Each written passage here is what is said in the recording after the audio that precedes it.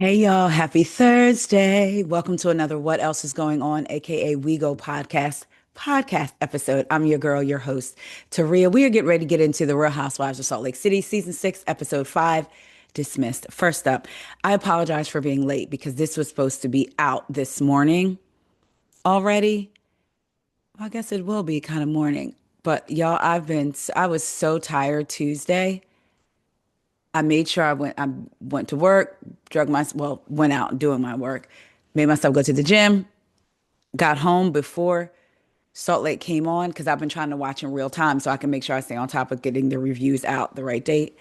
Yo, I was so tired. I just laid on the couch. And then yesterday, I pulled up to the gym and then I left. I came home, got in that shower, had me some pizza, and I was exhausted. And I'm still tired this morning. I don't think I'm debating on whether or not I'm gonna go out and work for just a little bit. I'm not sure. Cause y'all know me, I go out there and make money and get money the same day. So in my mind, it's always, girl, you leaving money on the table. Money is out there, but we'll see. Right now, I'm tired. But we're gonna get into Salt Lake because I'm sort of kind of still keeping my schedule, right? Because I'm supposed to put it out Thursday. So let's get into it. I'm going to come before you as honest as I know how. These certain housewives, we don't see it for, right? Y'all know that. Those of y'all who've been listening to me from the beginning found me in the middle. And even at the end, I thank you. Thank you for always supporting. When it comes to Salt Lake City, Lisa irritates me like nobody's business. And Whitney did too. I'm not going to lie. For some reason, I just always thought Whitney was so pretty. I didn't give her no pretty privilege pass, though. She still irritated the out of me, right? But with Lisa, I'll say this with me when I watch these shows with housewives, if I get my own personal feeling, nobody else's, my own personal feeling about housewives, even watching throughout the seasons, very rarely does my feeling change. I'm open to it, and that doesn't mean I don't see the value in the housewife. So let's be clear, right? Me not necessarily seeing it for a housewife doesn't mean I don't see their value to the housewife or to, because I'm not one that's like, so and so should be fired, so and so should be fired. This person shouldn't be there. As much as if they weren't on my screen, it wouldn't bother me, but I'm not necessarily calling for them to lose their job again because I could see their value. Lisa Barlow is one of those. I don't think she no type of queen to me on the show, like queen bee of the show, like none of that. And I think she puts up a facade, but then a lot of them do, right? So I come to you honest saying I am going to do my best not to be biased because to me there's a difference in calling somebody else out. If Whitney and Lisa or Mary and Lisa did the same thing, I'm gonna call them both out for it. Period. I'm gonna try not to have more venom for one than the other because if they're both wrong, right? But we're human, so we know. Let's keep it real. We know how that goes, right? It can be hard. So y'all just be patient with me, okay? We're gonna get into it. All right. So first up, y'all, we got taglines. I'm gonna read them. Heather's, my nest is almost empty and this bird is ready to soar. Meredith, while you drop lies, I'm dropping beats. I'm sorry, but I hear dropping beats, it just made me reflect right back to Nene. Maybe Candy can find us a studio so we can, what'd she say? Drop some beats or something. But she, because we know that Meredith, well, if in case you don't know, Meredith is a DJ now. Ciao. Bronwin, if my closet had skeletons, at least they'd be well dressed. Cutesy. Angie, I'm Greek and the rest are just a tragedy. I could see what they were trying to do there, the play on words, Greek tragedy. Whitney, roses are redhead, violets are blue. Don't come for me or I'll come for you. I think it's one of those typical sticky type taglines. I don't really, it's okay. Mary's, I'm just here to eat, drink, and be merry. That's actually, based on what we've seen, that actually, I mean, she's getting more involved, but that really is like Mary, right? Lisa, I don't go low, I go the distance.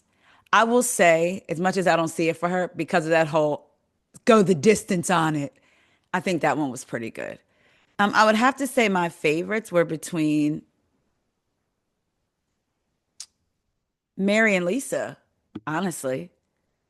But which one was y'all's favorite? Did y'all have a favorite? Did y'all not like any of them? Y'all let me know. All right, let's get into it. So we start out with Lisa's at work. She's putting together a party or something because she does event. It's like event planning, right? In her confessional, she said after Amy's party, the Utah socialite, she's exhausted talking about the lawsuit with these ladies. She's gone over the details with her staff, and she lets the staff us know that she's having Steve Carell, Jason Schwartzman, Corey Smith, and Ramsey. USAC, child, my notes translated it to say USAC. USAC coming. In her confessional, she says, I don't think the girls in the group understand who I work with or what I do. They always want to diminish it. And here's where I have to say, I don't believe that at all. And I don't even think Lisa wants to believe that. I mean, I don't even think Lisa believes it. I think she wants to. I do think Lisa is insecure about some things, and the way that she feels better about herself is maybe having others see her in a certain light. And I think these women don't care or are not impressed by what she does. I mean, they probably think it's great and all, but they're not necessarily impressed or mesmerized by her saying Steve Carroll, Blake, Ben. So that kind of eats at her that these women, they're not impressed by that. Somebody off the street may be, right? But they're not impressed by it. And I think that bothers her. I really, really do. I don't think it has nothing to do with the lady. Because for her to say the ladies don't get what I do, they know what you do. So what aren't they getting? That's just in my opinion. Y'all let me know what you think. Um, so she's doing stuff. She also says she's going to be doing stuff with Usher and Forrest Whitaker and some others. She said no one in the group understands when you're running a big business and doing big things that you're going to get sued sometimes. I'll say this. I heard Kevin Hart talk about it before and Candy Burris. Like Candy says she has funds set aside just for that, for lawsuits, because sometimes it takes more money to fight out a lawsuit in court than just pay them a little bit amount of money or whatever. But when they talked about it, they didn't talk about it in terms of being sued for like not paying people. It was more so frivolous things. I waited 10 hours outside your concert and was pushed in line, and your security did X, Y, and Z. You know what I mean? Like that. Those were the terms they talked about it. I mean, but I do. So I can see what she's saying in terms of when you're in business, you may get sued. But then again, do all business people get sued? I mean, I guess, I don't know. I feel the way she's saying it is because I'm so big, and what I do. That's how I'm taking it anyway, that they don't realize. And I'm like, I don't think that's it. But anyway, so she reminds us again, she has six lawyers. She asked one of her assistants to confirm a luncheon that she's planning. They flash back 2 days earlier. She's with socialite Amy, and she says that she wants to go skeet shooting, and she's going to have, of course, Lisa, Amy, Mary, Meredith, and Heather. And then she's got a great lunch plan afterwards. And this is where I'm like, okay, so we're seeing Amy again. Was Amy meant to try to possibly be on the show or be a friend of? I don't know. But she says she invited Bronwin, Angie, Brittany, and Whitney. And Amy says, that's big of you. And she said, well, I don't know if it's big of me. Wait till you see what I have planned. She feels like she's always a target. Todd and Bronwyn go out to lunch. In her confessional, Bronwyn says a lot has changed in the Newport Bradley household. It's totally flipped.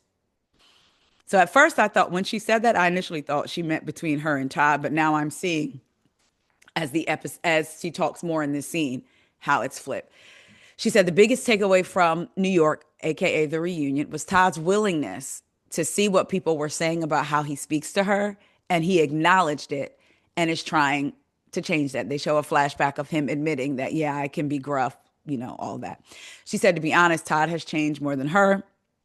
There are things that she still has to work on.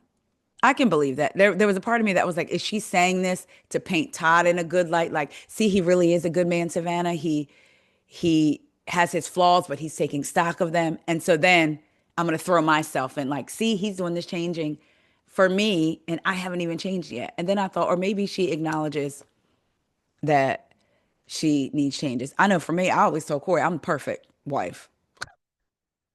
Couldn't ask for anything better. I believed it. And then I was like, huh, you might want to evaluate some things. So that's why I'm like, okay, I could see, I could possibly believe it, right? Thought I was doing all the things. If you want me to stand on my head, I'm standing on the head. You want me and not I felt like I was doing things not because he wanted me to, but because I wanted to do them and the things I wanted to do. I felt like I'm the best thing out. Like, hello.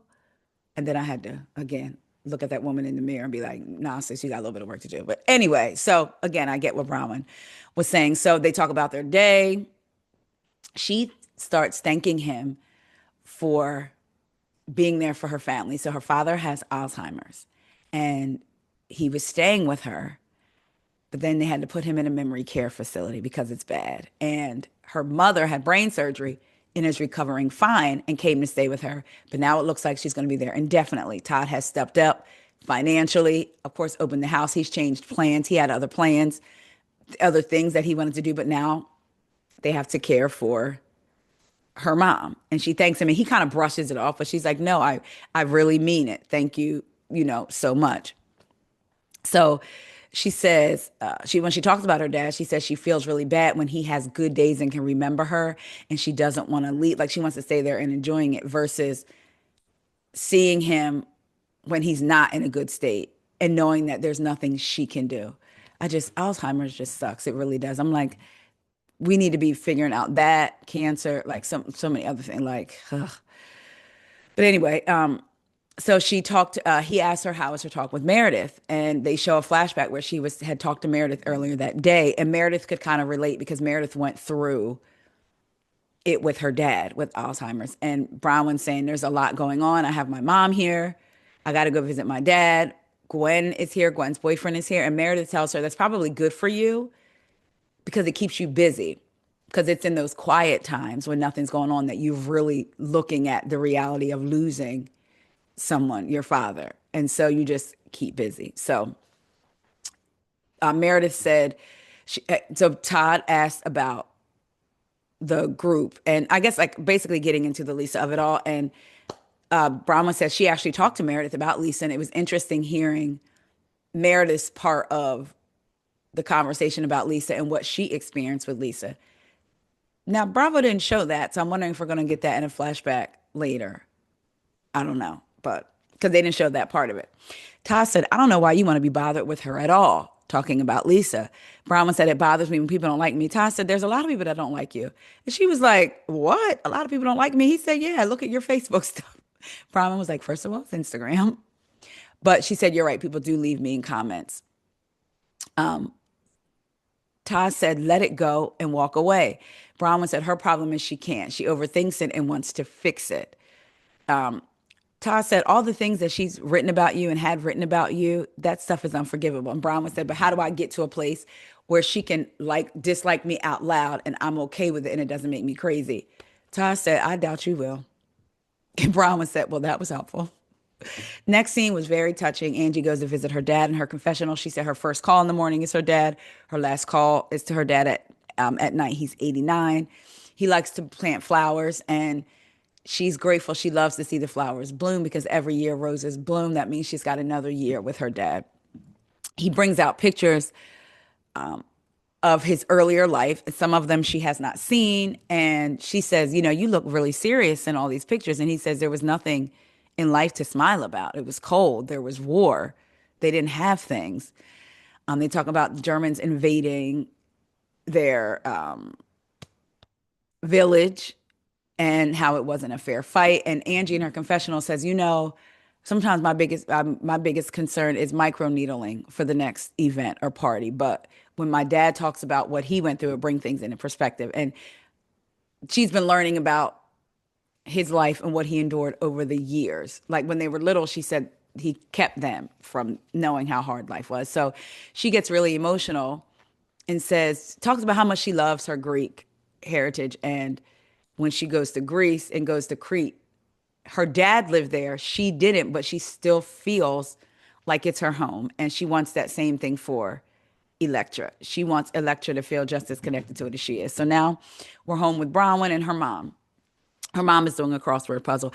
I'd seen a lot of discourse on social media before I watched it. You know how you're just scrolling, and I don't mind seeing the discourse because I like to see, even if I haven't seen it yet, but other people are saying, and then I watch it, for myself. Sometimes that's how it happens. And people were saying that the conversation, this scene was rough, and I know there were parts of it that's like I was looking at Bronwyn's mom kind of sideways, but then also I thought it was going to be like maybe her mom was cold and emotionless. Someone did a slideshow on Instagram or either Instagram or somewhere that said the worst mothers on Bravo, and they had Bronwyn and her mom. And I was like, I got some feelings from the scene. I didn't necessarily, I don't, let's get into it. So her mom's doing a crossword puzzle. She's like, "Do you want something to drink?" Brings her mom out something to drink. Her mom says, "It's not cold, honey." She says, "I got it from the fridge." So Bronwyn asks her how she's making out, sorting things out in her home in Northern California. She said it's emotional. She's opening up things in the house that they haven't touched in 25 years. And one of the hardest ones was cleaning out Bronwyn's dad's office because he's not there to say, because, he's in the memory care facility. He's not there to say, keep this or not, keep that. And they both get emotional. In her confessional, Bronwyn talks about how terrible it is to watch someone go through Alzheimer's. And then she realizes it's hard for me and I'm his daughter, but my mom was his partner, his best friend. I can't imagine what it's like for her to watch. So Bronwyn tells her mom, "I don't feel like daddy remembers me. It's almost like he's living a different version of me that was there, but like through Gwen." So he thinks Gwen is Bronwyn. And her mom was like, "Yeah, he keeps saying you need to finish school, you need to finish college." And I remember Bronwyn got pregnant in school and left, got kicked out, I think, of Brigham Young University, BYU. And she says that Bronwyn gets emotional and is like, "I feel like what he remembers of me and like what he's living through now is not my proudest moments." And that was her getting pregnant and all of that. And she still feels like she hasn't made him. Well, no, so her mom says, "Do you feel like you're not worthy or good enough?" And Bronwyn said, "Yeah." And it's fine. I can relate to her with that because, I was smart in school and going to college, went to this, like, oh, Penn State, like that's a good school. People hear the name, back then at least anyway, right? So people think, oh, some, not all, but y'all know what I mean. And then I got pregnant my second year and could have went back, but I didn't. I ended up transferring to a community college for a little bit, but then never went. Then I was going to go back to Penn State my third year, but then I didn't. And then it was like, not that I lost interest, but I just was like, and it wasn't really a big deal to me. And then sometimes I wonder, like, oh, wow, like, am I a disappointment? Now, I know I'm not. Clearly, I know that my parents are proud of me for the things that I have done and accomplished, but sometimes you do think, wow, if I was doing X, Y, and Z, would they be even more proud? So I understood, what Bronwyn was saying. I got why she got so emotional about that. Because people have college degrees and some of them don't use them, which is fine. You know, some of them may not be in the area, may not. So I had to tell myself just because you don't have your bachelor's doesn't mean they're not proud of you. And I guess in my mind, because I knew I was capable of doing all of these, I felt like I was, right, of all of these things, but it's like, were they things on paper? I don't know. So I'm babbling here, but I got how Bronwyn was feeling. But then she says, "I finally got there." Her mom agrees. She said it took time, a lot of circling the drain. And her mom says, "But you couldn't have gotten there without Todd." I was like, oh. And you can see the look on Bronwyn's face like, So she kind of laughs a little bit. And she says, "I don't really love you saying that." And her mom said, "But you needed the support. You needed the financial support." Bronwyn said, "This is not the first comment her mom has made about her, like a dig." She said she would love for her mom to adore her and be proud of her. But I also wish that, like, she wishes that she didn't feel that way. Now, that was when I was looking at the mama like, no. Last season, Bronwyn told us she was working at a financial company when she met Todd. So is her mom saying you wouldn't have all these things living the life you live now, not having to work and all that if it wasn't for Todd? Or just, she has to mean that, right? I don't know what y'all think. I was just kind of like, so Bronwyn said, look, I get enough, mom, I get enough people talking about, oh no. So then her mom says, look, I hope you're going to be okay because you're going to go through this with Todd, like with the Alzheimer's. And Bronwyn said, that is kind of dark. I get a lot of comments about Todd's age, but the call does not need to be coming from inside the house. So next up, we're at Heather's house with Angie. Heather is turning a room that used to be storage for like her kids, her daughter's stuff, into her study slash office space. She's and love shack or love something. She said love den, love something. She said for the past 8 years she's done everything from her bed. Some people may say that's a form of clinical depression. She called it effective. She wrote her books from her bed, all of that. Now she's got her third book deal and other creative projects coming up. In the past, they would have felt like a burden because she was a mom doing all these things. But now that her kids are leaving the nest, she's excited about these opportunities. So she wants to give herself a space for it. Angie and her, they're picking out colors for the house or whatever. Uh, Heather's trying to pick out colors for the house. Y'all know how that is. When me and Corey moved in, it was like there's so much house. It was like, no, we gonna need a. I wanted everything white. I'm very plain. Ain't like the house is not plain, but like certain things. So I wanted.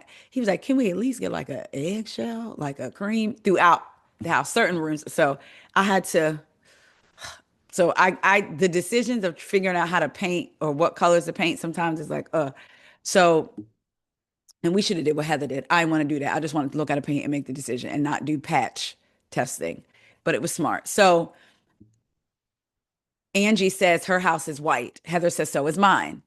And she says she loves the modern look. I do too. I know some people don't, but I think you can add personality to it, which is what I did with my furniture and things around the house. But Angie said Electra doesn't like it. Electra says she wants to live somewhere warmer. She also told Heather that she told Electra that she's working on her Greek citizenship. And she thought Electra was going to be like, oh, mom, that is so cool. And that was not her reaction. They show a flashback of her having lunch with Electra, and Angie tells Electra like is like, I mean, okay, I don't care. I'm not gonna lie. Parents sometimes do have to be the bigger person, but I would have been pissed off for a minute. Like, girl, you ain't had to say it like that. What you mean you don't care? And then she said she told Angie she's taking this Greek thing too far. Listen, she's 13. She don't get it. She don't understand. She's saying Angie's making her a personality. I mean, does Angie always tie everything back to being Greek? Yes, but also at the same time, good for her for being proud. I'm saying of her lineage. But Angie said it's really hurtful. I've devoted my entire life to her. Now I feel alone. And that's why it's important not to do that. I remember me and my mother-in-law talking about that. And she stressed the importance because my husband has five siblings. There was three boys, three girls, so there's six. He grew up, his dad was in the military, in the Air Force, and they, stayed all over.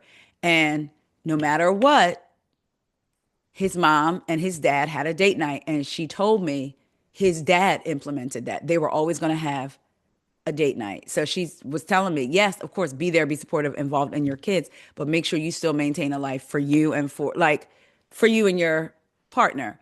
So I was involved in everything, but I also made sure that I still had a life and girlfriends and that him and I still had a life together because it is hard. You be looking at each other like,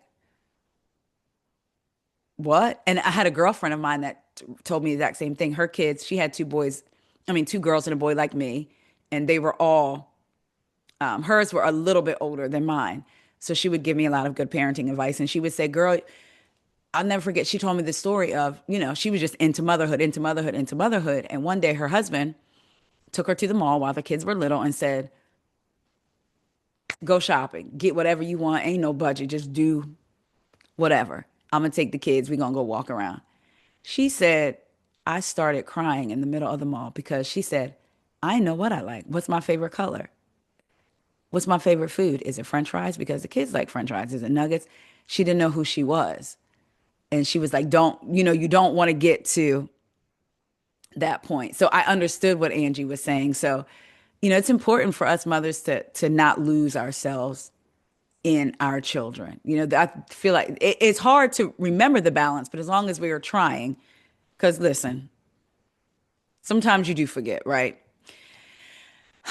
So anyway, they start talking about Amy's party. Heather's like, give me the details. I had to walk away because, of course, Heather doesn't want to be involved, get drawn into anything. And Angie was like, Brittany ran over and brought me into, ratted me out and said what I said. And it just kind of went off, off the rails from there. So next up, Angie says Brittany sold her out about the comment. Then they start talking about Heather and the lunch that Heather had with Lisa. And Heather mentions how Lisa was like, y'all don't know the life I live. Y'all don't know my life. I live this way, I live that way. Heather said it hurts her feelings. She said, look, we're sitting at the same restaurants, wearing the same thigh-high boots. She always tries to pull a level. In her confessional, Heather says she values her friendship with Lisa and works hard to stay in the friendship. Part of that is accepting her and not trying to change her, but she's almost impossible to defend at this point. And that's when I said, at what point, my friends have their issues with me, I may have my issues with them. And by issues, I don't mean issues, just certain things, because nobody's perfect, right? But at what point, when your friend is actively basically telling you, I'm better than you, because that's how it's coming off to me, are you like, now wait a minute. If you're walking away feeling with your feelings hurt or feeling bad about yourself, in real life, I don't think Heather would still be friends with Lisa. I don't. I think this is for this show. Remember, Heather's ex-husband was somebody high up in the church. So she was in the social circles and all of that stuff. So it's not like Heather hasn't been in those spaces. You know what I mean? It may not be Ben and Blake, but she was in the social circles of the who's who in Utah. So while she was married. So I don't know. I guess we'll see. So Heather says, look, Angie says, I want to be there for Heather, for Lisa. I've tried to have this conversation. Heather says, well, the problem is she thought you and her had a real friendship and she feels betrayed. Angie was like, and me too. It ain't just her, and me too. And Heather's like, no, I get it. So, child, we at the Sky Lodge, the Blue Sky Lodge skeet shooting. So the one group of girls is there, Mary, Meredith, Amy, and who else, y'all? The team that Lisa wanted there, child. They're all there. I'm shooting. So Heather's like, this is so cool. So what's going on? Like, basically, why isn't everybody here? Lisa's like, oh, we have lunch after this, and I invited them. So Heather's like, oh, this is the elite group. And Lisa's like, yes, we're the A team. The D team will be at lunch. Listen, like I told y'all before, we all have our favorites, non-favorites, right, of these housewives, right? Sometimes it's fun. It's like football, right? You have your teams or whatever. I just think Lisa is so corny to me. I do. If she wasn't trying so hard to be the cool girl, just be, when you are it, you are it, you know? I don't know. Like the D team, child, please. Anyway, the other ladies show up wondering, why are we here? Like, how am I in it? Why did I get in it? She don't like us. So they're all kind of talking about it. Lisa shows up and says, hi, come on, guys, let's go have lunch. They go to lunch, walk into a room full of poster boards that have, I guess, lawsuits on them saying dismiss, dismiss, dismiss. Then there's a picture of Lisa on one of the poster boards, a picture of Lisa and John on a yacht. Angie says in her confessional, that is Lisa and John on a yacht years ago. A picture of her and John allegedly courtside, in quotes, I'm going to put, at the Jazz game. Bronwin says to Whitney, they are not courtside seats. Courtside seats don't have folding chairs on the court, I guess. So they're all like, girl, what is this? Like, this is crazy. Mary said, I'm confused and I'm going to leave confused. So then Lisa says in her confessional, people can sue you for anything. You can look at them wrong. They can sue you. And I agree with her on that. People will sue you out of their coffee can be too hot. Years ago in New Jersey, years ago, somebody at McDonald's, I think it was Jersey. Was it Jersey or Philly? I think it was Jersey though. Because I don't know if I was living in Maryland yet.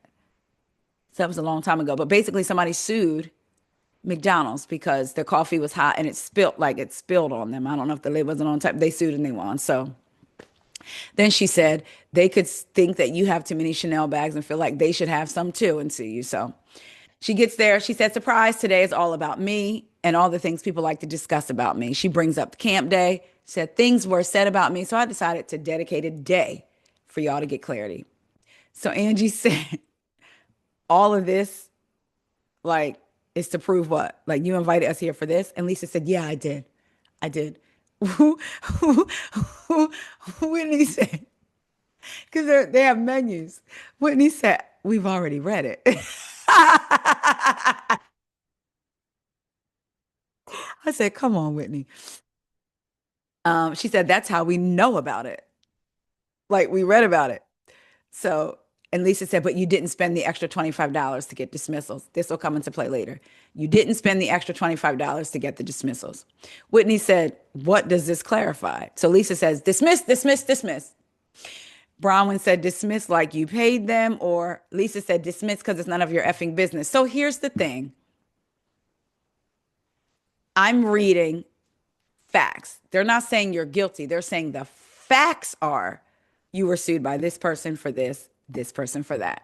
Those are the facts. You bring me here to clear what? That is dismissed. I can then ask, oh, was it dismissed? Because you keep saying it's BS. You keep saying it's what was she calling it? Like a fairy tale or a fairy something.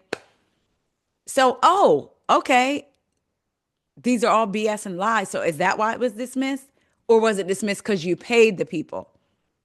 Because I looked up some of them lawsuits.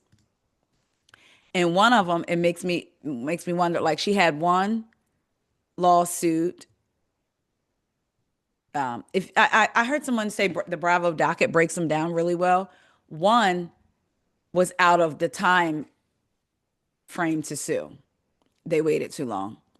Another one was for like, I wanted, and I was wondering if this one was paid. Another one was, okay, wait, there's a lawsuit that's still pending. The dismissed lawsuits, one of them was filed by somebody on behalf of his father's trust, on his family's trust. They made a deal to loan them 400 and some $1,000. A dismissal was filed 2 days later. Another one in September of 2020. And another one, April of 2020. A man accused the Barlows and Vita Tequila of owing him just over $27,000. The man filed a dismissal notice a month later. So I'm wondering if she paid it. In 2021, the Utah State Tax Commission filed two judgments for tax liens against the Barlows, one in July for $12,029.97, the other in December of 2021 for $4,114.96. Both judgments were withdrawn a month after they were filed. So when Bronwin says, were they dismissed because you paid them? That's what I was wondering about some of these lawsuits. Like, did you pay them? And so they were dismissed. But I don't know. Who is me to ask these questions? So Angie said, I'm going to ask questions because things look a little strange, okay? People are reading you had another man's credit card. So Angie's running down the list. They said this man paid your car off. Number three, this man paid for the remodel of your home. Lisa said we deny everything. Angie said, and that you owe him 118 grand. And now that's the lawsuit. Of course, we know that has not been dismissed. She filed for it and the judge said no. Mary said, so none of it's true? Lisa said no. So Bronwin said in her confessional, Lisa can claim dismissal, whatever she wants. But that other case, that is not dismissed. And oh, that's what it is. Lisa kept calling it a fanciful tale. She said, it's a fanciful tale. Read my response. Angie said, so you don't have a credit card? So Amy is saying, well, they were technically in business together. Lisa's saying, see, this is what they don't get. This is what they don't get. It doesn't matter. Being in business together, even if they were, it's still a lawsuit. So that's what we're just trying to get actual clarity and not just, it was dismissed. Well, wait. Lisa says, so Whitney says, was that part dismissed? Lisa says, it's all in the process. Bronwyn said, you wrote dismissed on it. Lisa points to the word allegations. I said, so she's saying that technically they're not was she saying technically they weren't dismissed then, but they were in the process of being dismissed? Because she said that. Because now this lunch is really like, what am I here for? You just said it's in the process of being dismissed. But here on these poster boards, you're saying dismissed. Even if it's going through the process at this current time, that it means it's not dismissed. So now you are the one that's lying. Process or not, it's not dismissed. She could have said dismissal process or something. But to come here and say all these are dismissed, only to turn around and Whitney asks you directly, is dismissed? And you say it's in the process? Girl. Anyway, so Lisa said there's a cocktail on the menu that's called Fanciful Tale because that's how my lawyer describes these allegations. Does that answer your questions? In her confessional, somebody said, I don't even understand what she's talking about. I don't know if that was Mary or somebody. Lisa said, I'm not even a little bit worried about anything, but I don't think anybody should be either. But if it makes you feel better to talk about me behind my back, that's fine. Angie said, well, I think it got brought up because you were doing some digging behind Bronwin's back. Lisa said, I wasn't digging. They flashed back to the reunion where Lisa talks about the jeweler calling her. And Angie had said, the jeweler did not call you. Bronwyn said, it's not just me that you've done it to, that you've done it to other people at the table. She says, Bronwyn, you're full of ish. I don't know anything about digging, but we know you like to dig. I'm going to say this. Lisa, you did, and I keep saying it, she did it with Mary, with Whitney. Like, let's not, and they may all do it, but let's not act like people can say anything. Remember back in the first season when you said Heather was like, honor girl, what? Or honor code, what? And was flashing people because that's what you heard. You're always hearing things. Well, now the ladies have heard things about you. So it's all fair play. You could say what you heard about them. They're going to say what they heard and are reading about that have now become legal. It's all fair. It's all on the table. They're just supposed to just believe you immediately, but you was digging in on them. Again, they all have something in their pocket. Because later on in the episode, she says something about Whitney's visit and says, I have it in my phone.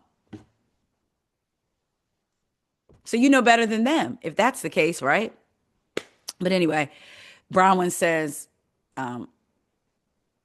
yeah, I know that you've been digging. Everybody tells me that you did it to them. Lisa said, you're obsessed with talking about me because you got busted lying over jewelry you didn't buy or can't buy. That's another thing. To me, I'm sorry, with insecurities. Lisa wants to feel like she's the one that has the money. I think, I don't know their finances. I was going to say, I think that Todd probably could buy the necklace, but maybe they can't. Who knows? Bronwyn said, but why do you keep talking about me? It's the endless amount of things you say about me. You came into Amy's house and I had to apologize because you called me a whore. Lisa said, I never called you a whore. Bronwyn said, you said I suck money for Nick. I mean, Lisa said, is this how you're trying to get away from the fact that your husband is a misogynistic a-hole? I said, child.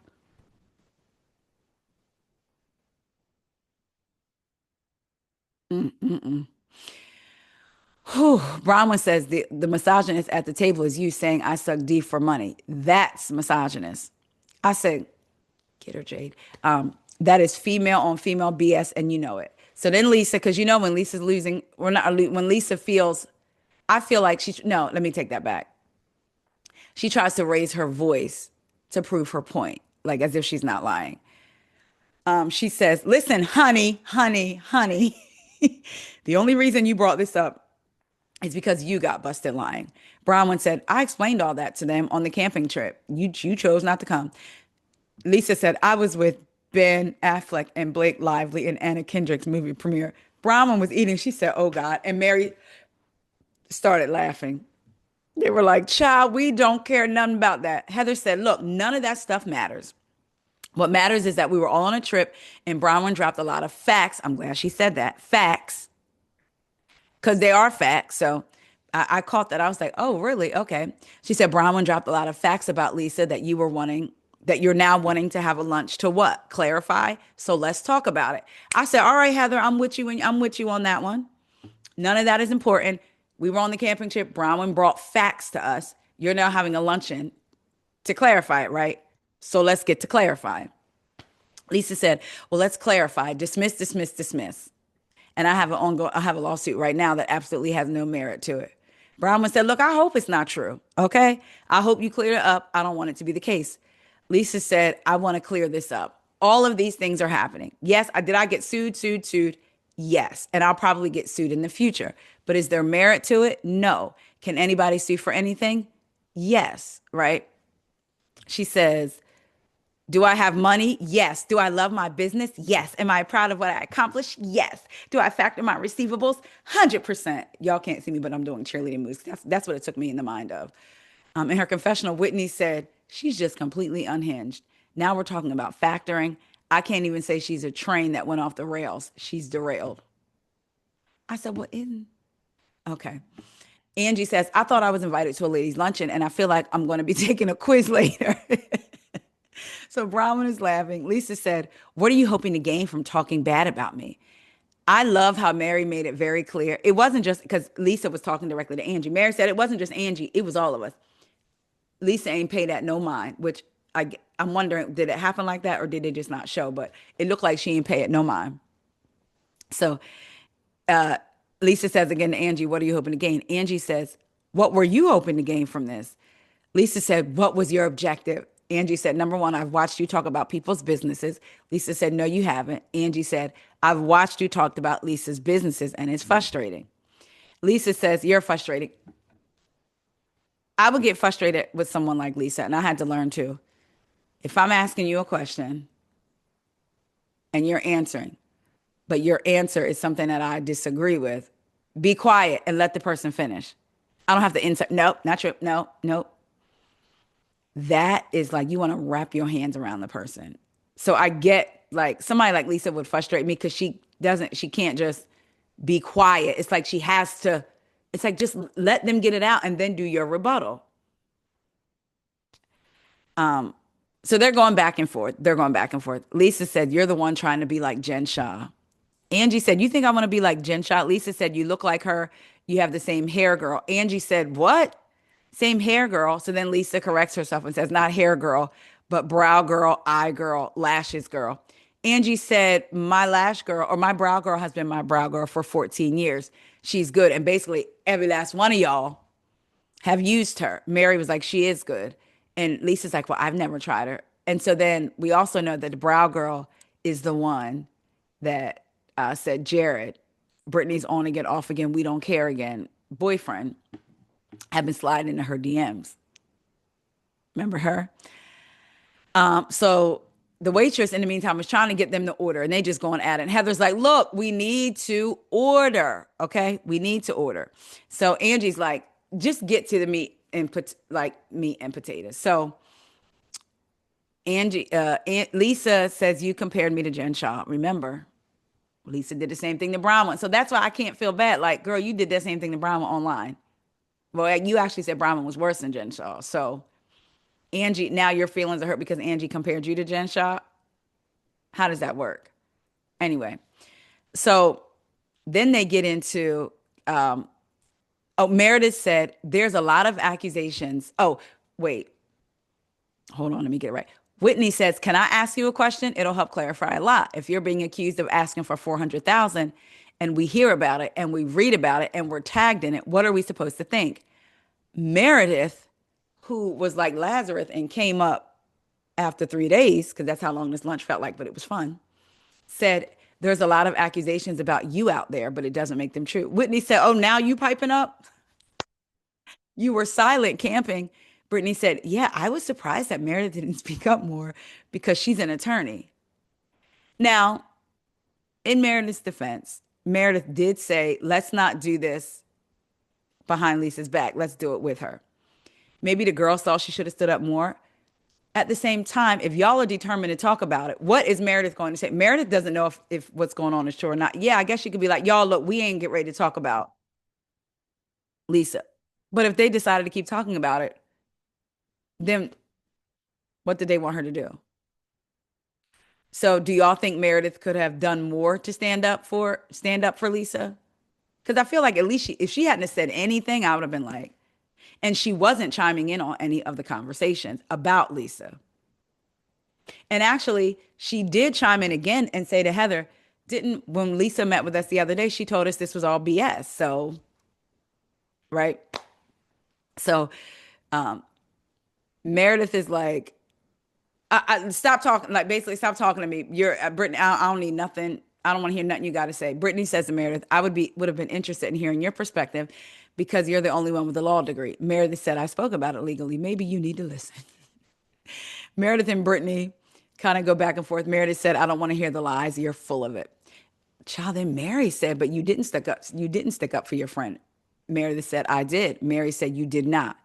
Mary said, you did not. Meredith said, I spoke up. And I was kind of shocked at that one. I was like, oh, okay. Again, maybe they wanted her to do more. I don't know. Whitney said, this doesn't prove anything, Lisa. Lisa said, how are you unwinding your business? Bronwin said, now wait a minute. Don't talk about her business. You're deflecting. Stay on topic. Whitney says, you don't know nothing about, you don't know now. No, you don't know nothing about my business. Lisa said, and you don't know nothing about mine. Whitney said, I'm getting out of it, meaning her company. It didn't work out for me. And Lisa says, so no one put money in your company? So remember, Lisa's not denying taking the money from these different people either. Okay. So she says, nobody put nothing, any money into your company. Whitney said, nope, just me and Justin. Justin and I did. Lisa said, well, then why are these people bitching about you on TikTok? Whitney said, oh, there it is. There's the digger. There she is. Lisa said, I don't have to dig. Whitney said, TikTokers and lawsuits are not the same thing. I said, clock it. They are not the same thing. In her confessional, Whitney says, there's so many TikToks about you and your new facelift. I'm not bringing that up. She said, these are legal documents that we are talking about. Lisa said, Whitney, you're the last person that needs to be talking right now. And so then Whitney says, real calm. She's scared. Child, Lisa ain't like that. Lisa said, I'm not scared. Are you effing kidding me? Whitney says, she's scared of the truth. This is like a Greek tragedy almost. Lisa says, you're scared of the truth. You lied about me. Whitney said, you're lying right now. This is all a cover up for the truth. Lisa said, there's no cover up for the truth. There is a judge saying it's dismissed. But I go back to earlier, didn't she say it was in the process of being dismissed? So technically, I said, I would have been, call me back for luncheon when it's actually dismissed. And if I care, I'm going to come. Lisa said something about Whitney's business unwinding and that her business is a cover up. Child, Whitney, Lisa, I don't know, Lisa struck a nerve, honey. Whitney hit the table and said, why are you going there, Lisa? That's the clearest I've ever heard Whitney talk. Normally, I mean, it was like a straight line. Normally, Whitney talks like a flute, up and down, da da da, like, but not a flute is not even the right word, child, because it's not even that smooth. But normally, Whitney's voice is not as, she put some bass in that voice. She, again, Lisa must have hit her somewhere. She said, why are you going there right now, Lisa? And she hit the table. Whitney says, you're the one going there right now. Lisa called her a disgusting, you're disgusting, and then called her a redhead. Whitney thought she said redneck and said, oh, redneck. Now, we know Whitney dyed her hair red because, give me one second. The reason that Whitney dyed her hair red, because there's a reason that she did it. Hold on. Y'all probably know, but for those of you that don't, I'm going to tell you. Hold on. Whitney Rose red hair. She dyed her hair red. My gosh, come on. To stand up for bullying because her daughter's a redhead and was bullied a lot because of the color of her hair. And to stand, it said her daughter was being bullied for having red hair. So she did it to stand up to bullying for her daughter and for other people with red hair that are bullied. So that's why she dyed her hair red. I was like, oh, okay. So Lisa called her redhead. She thought Lisa said redneck. And she said, you're an effing liar and I'm done with you. I'm done. And Lisa's saying you source from Alibaba.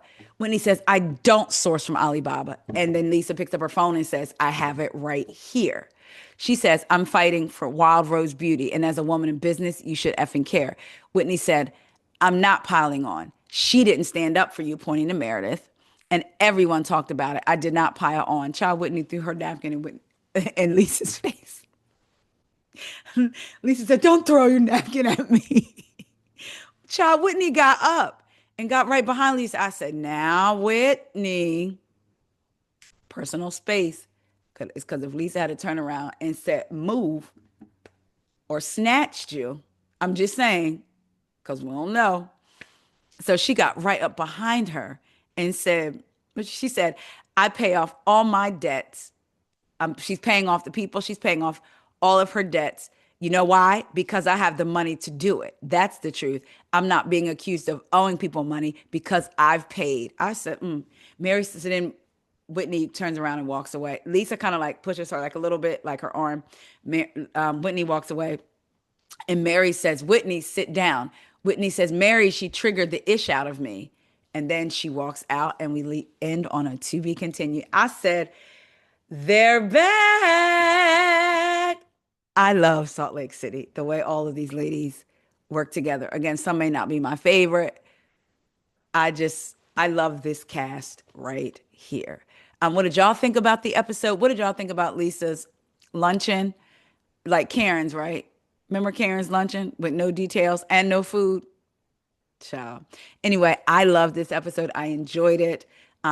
Tonight we have OC and Miami reunion. I'm not looking forward to it because y'all know I told you I don't like reunions.